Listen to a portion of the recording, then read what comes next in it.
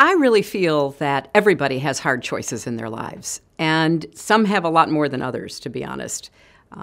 All kinds of questions. How do you get a good job? How do you keep it? What happens if you lose it?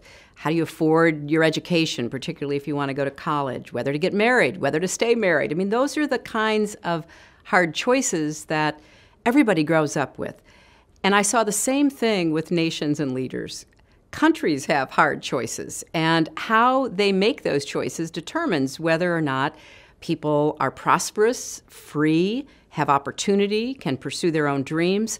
And the more I thought about it, I thought really choices is at the core of what kind of people we want to be and what kind of countries we want to have. And I think that's especially true here in our own country at this moment in our history, because I do talk about some of the hard choices we face as Americans. I think Americans will find in this book, of course, behind the scenes, insight, particularly my relationship with President Obama and with the White House, but also my views about what we needed to do to restore American leadership.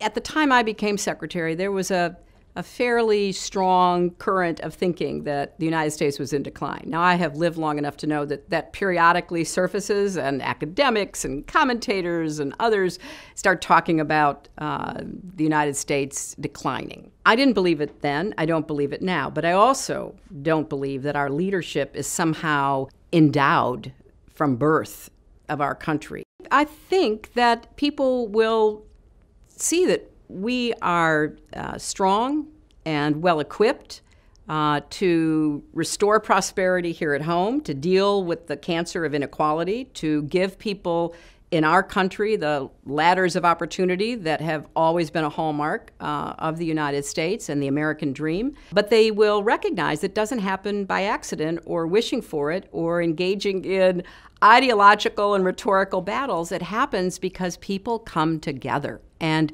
make a series of choices, including some hard choices, to establish the foundation for a strong economy, a strong, united society. Because at the end of the day, we're only as strong abroad as we are at home. You have to recognize that most people everywhere in the world want the same things and have the same feelings. We may look different, we may worship different, we may have different cultural customs, but I looked at all the research I could find in taking the job as secretary, and I wasn't exactly surprised, but I was once again reminded that people want a good job, they want a decent living for themselves and their families, they want to live in peace and security, and that the troublemakers in the world are such a small percentage of the vast population that inhabits the world as we know it today. We're freer, we're more democratic, we're more peaceful, but we also know more. So when something horrible happens, you can't escape it. It's right there in front of you. And so we are constantly looking at the crises, looking at the conflicts. But I think the world is slowly moving toward greater opportunity and greater freedom. And in the next years, you will see enormous increases in the middle classes of these countries. China, India, Brazil.